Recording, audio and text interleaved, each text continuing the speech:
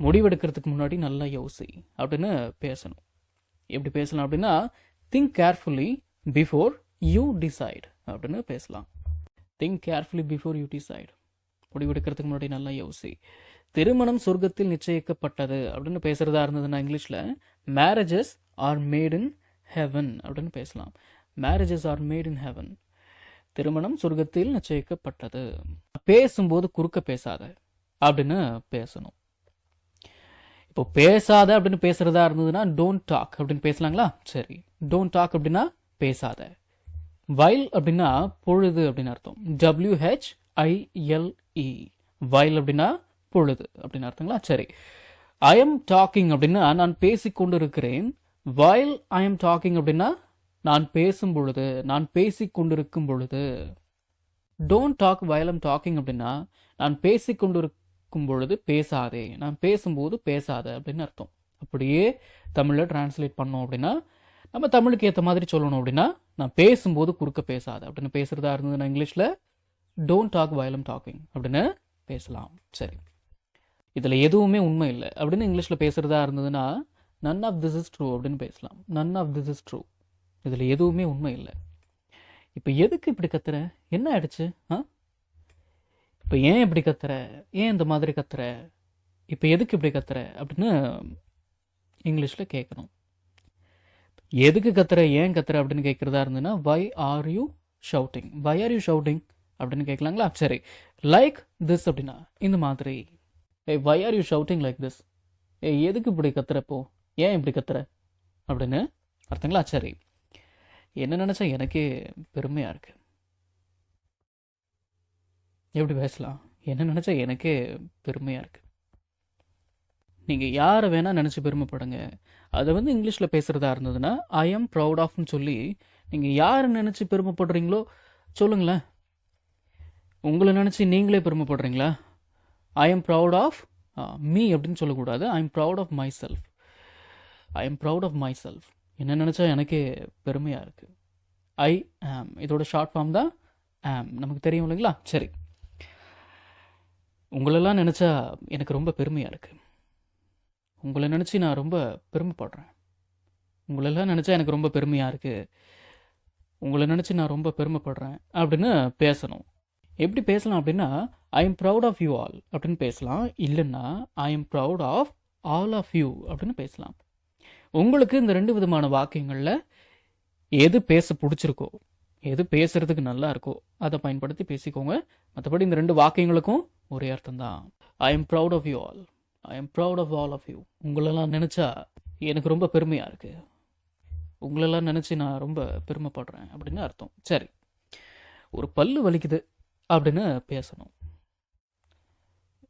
எப்பயாவது வலிக்கும் இல்லையா, அப்போ பேசணும். ஒரு பல்லு வலிக்குது, ஒரு பல் வலிக்கிறது அப்படின்னு பேசணும். எப்படி பேசலாம் அப்படின்னா one of my teeth hurts அப்படின்னு பேசலாம்.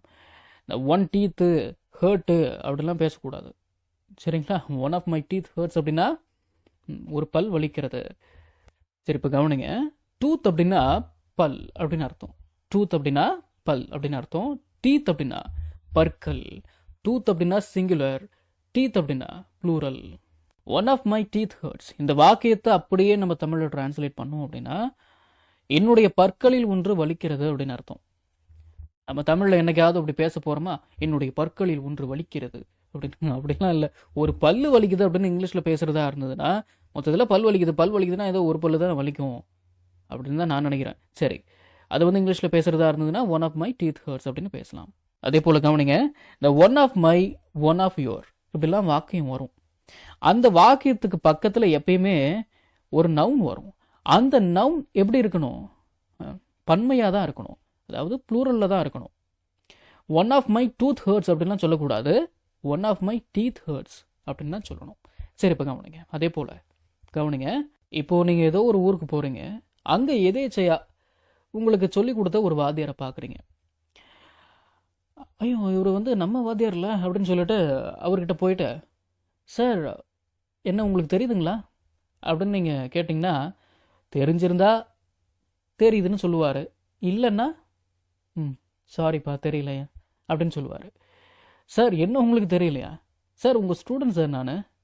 சார் நான் உங்கள் ஸ்டூடெண்ட். அப்படின்னு இங்கிலீஷில் பேசுகிறதா இருந்ததுன்னா sir I am one of your students அப்படின்னு பேசலாம். I am one of your students அப்படின்னா இந்த வாக்கியத்தை அப்படியே தமிழில் டிரான்ஸ்லேட் பண்ணோம் அப்படின்னா உங்களுடைய மாணவர்களில் ஒருவன் நான் அப்படின்னு அர்த்தம். உங்களுடைய மாணவர்களில் நானும் ஒருவன். நம்ம தமிழில் அப்படி பேச முடியுமா? சார் உங்களுடைய மாணவர்களில் ஒருவன் நான் சார். என்னப்பா ஏதாவது ஆயிடுச்சா அவனுக்கு அப்படின்னு அவர் கேட்க ஆரம்பிச்சிருவார். அதனால தான் சொல்லுவாங்க, ஒரு லாங்குவேஜ் கற்றுக்கணும் அப்படின்னா அந்த லாங்குவேஜுக்கு ஏற்ற மாதிரி நம்ம மாறிக்கணும். நான் தமிழ் அப்படிலாம் பேச போகிறதில்ல அப்படின்னு இங்கிலீஷில் பேசாமலாம் இருக்கக்கூடாது. சார் உங்கள் ஸ்டூடெண்ட் சார் நான் அப்படின்னு இங்கிலீஷில் பேசுகிறதா இருந்ததுன்னா I am one of your students அப்படின்னு தான் பேசணும். உங்களில் சில பேருக்கு இந்த டவுட் வரும், ஐ எம் யுவர் ஸ்டூடெண்ட் அப்படின்னு பேசலாமா? பேசிக்கோங்க.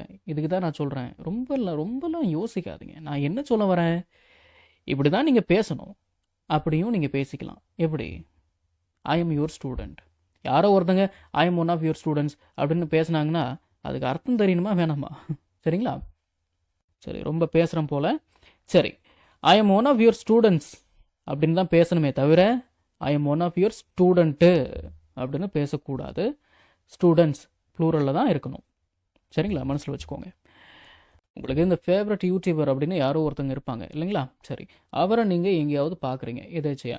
இப்போ அவர்கிட்ட போயிட்டு சார் நான் உங்களுடைய சப்ஸ்கிரைபர் சார் அப்படின்னு சொல்லணும். அப்படி சொல்கிறதா இருந்ததுன்னா sir I am one of your subscribers அப்படின்னு பேசலாம். I am one of your subscriber அப்படின்னு பேசக்கூடாது. I am one of your subscribers அப்படின்னு தான் பேசணும். என்ன அர்த்தம்? உங்களுடைய சந்தாதாரர்களில் நானும் ஒருவன் அப்படின்னு அர்த்தங்களா? சரி, ஜெல்லஸ் அப்படின்னா பொறாமையுடைய அப்படின்னு அர்த்தம். அவனை பார்த்தா எனக்கு பொறாமையாக இருக்குது, அவளை பார்த்தா எனக்கு பொறாமையாக இருக்குது அப்படின்னு பேசுகிறதா இருந்ததுன்னா ஐ எம் ஜெல்லஸ் ஆஃப்னு சொல்லி பேசுங்க. I am jealous of her அப்படின்னா I am jealous of her அப்படின்னா அவளை பார்த்தா எனக்கு பொறாமையாக இருக்குது, அழகாக இருக்கா, நல்லா படிக்கிறா, அழகும் இருக்குது, அறிவும் இருக்குது, பசங்கள்லாம் அவளை தான் பார்க்குறானுங்க,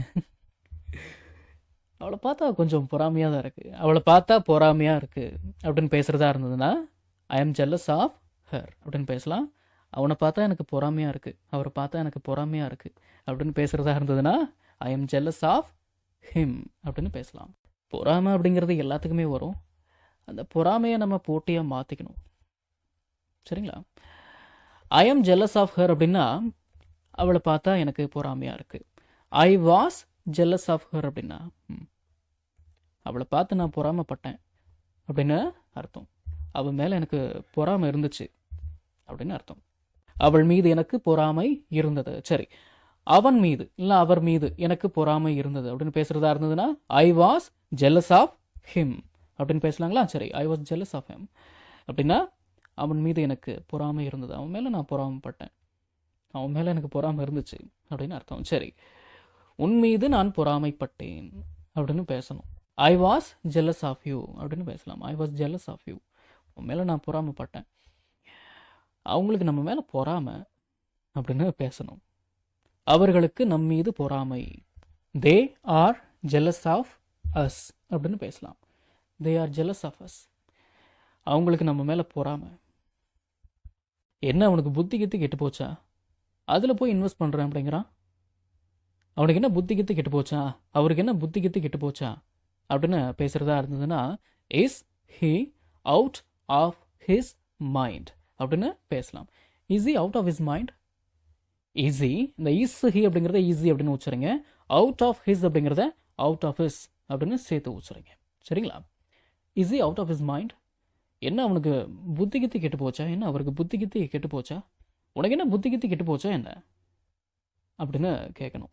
எப்படி கேட்கலாம்? உனக்கு என்ன புத்தி கித்தி கெட்டு போச்சா, எனக்கு அங்கே போய் கடை வைக்கிறேங்கிற ஆளே அங்கே அவ்வளோக்கா வரமாட்டாங்க, உனக்கு எப்படி கஸ்டமர்ஸ் வருவாங்க, உன்னை தேடி வந்துடுவாங்களா என்ன, அங்கே போய் உனக்கு என்ன புத்தி கித்தி கெட்டு போச்சா அப்படின்னு கேட்கணும். எப்படி கேட்கலாம்?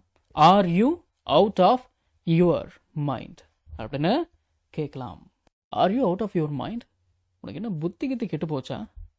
நம்ம தமிழில் பேசக்கூடிய அன்றாட வாக்கியங்களை இங்கிலீஷில் எப்படி பேசலாம்னு சொல்லி ஒரு 1000க்கும் மேற்பட்ட ஆங்கில வாக்கியங்களை தமிழில் மொழிபெயர்த்து ஒரு 5 PDF நான் ரெடி பண்ணியிருக்கேங்க. ஒரு PDFலையும் 200க்கும் மேற்பட்ட ஆங்கில வாக்கியங்கள் தமிழ் மொழிபெயர்ப்போடு இருக்குங்க. ஸ்க்ரீனில் தெரியிற மாதிரி ஒரு பிடிஎஃபோட ப்ரைஸ் வந்து பார்த்தீங்கன்னா 49 ருபீஸ். ஆனால் இந்த 5 பிடிஎஃபையும் நீங்கள் 250 ரூபா கொடுத்துலாம் நீங்கள் வாங்க தேவையில்லை. ஜஸ்ட் 199 ருபீஸ் பே பண்ணி நீங்கள் வாங்கிக்கலாம். உங்களில் சில பேருக்கு இந்த ப்ரைஸ் கொஞ்சம் அதிகமாக தெரியலாம். உங்ககிட்ட நான் பணிவோட சொல்லிக்கிறது என்னன்னா, இந்த 5 பிடிஎஃபையும் ரெடி பண்ணுறதுக்கு எனக்கு 1 வாரம் டைம் எடுத்துக்கிச்சுங்க. ஸோ அந்த டைமுக்கு தான் நான் உங்ககிட்ட பணம் கேட்குறேனே தவிர மற்றதெல்லாம் எதுக்கும் கிடையாதுங்க. நீங்கள் புரிஞ்சுப்பீங்கன்னு நான் நம்புகிறேன்.